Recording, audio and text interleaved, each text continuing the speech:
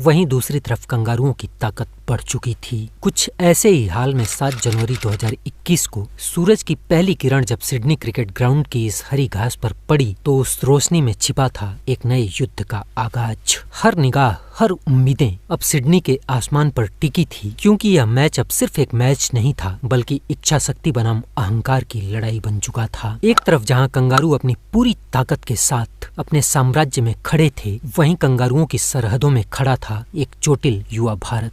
क्योंकि भारत ने पहले मोहम्मद शमी की जगह मोहम्मद सिराज का टेस्ट डेब्यू करवाया था और अब उमेश यादव की जगह युवा नवदीप सैनी को टेस्ट डेब्यू करवाया गया था।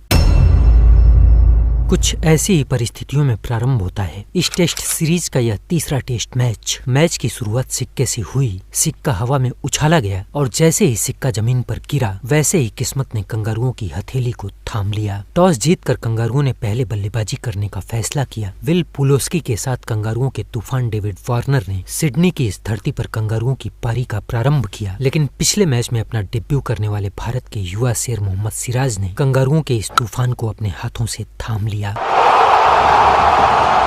मेलबर्न में जो युवा मोहम्मद सिराज सिर्फ डेब्यूटेंट था, अब वह सिडनी में भारत का नया अग्निबाण बन चुका था, जिसने सिर्फ 6 रन के टोटल स्कोर पर कंगारुओं के तूफान डेविड वार्नर को शांत करके पवेलियन वापस भेज दिया था।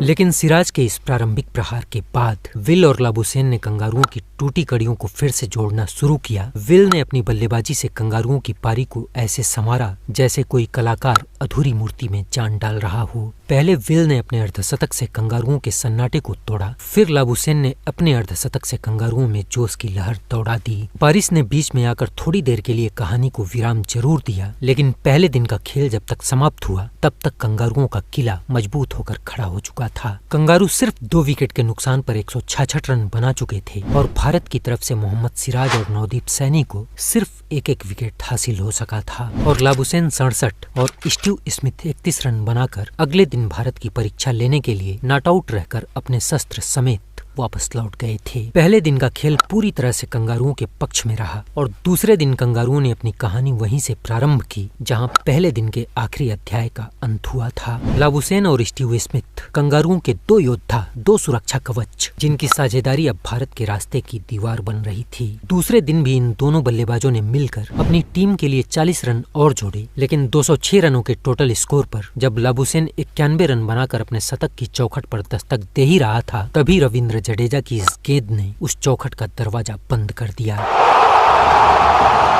जड्डू की इस घूमती हुई गेंद ने लाबुसैन के शतक की उम्मीदों को डस लिया। स्मिथ और लाबुसैन की यह जोड़ी अब टूट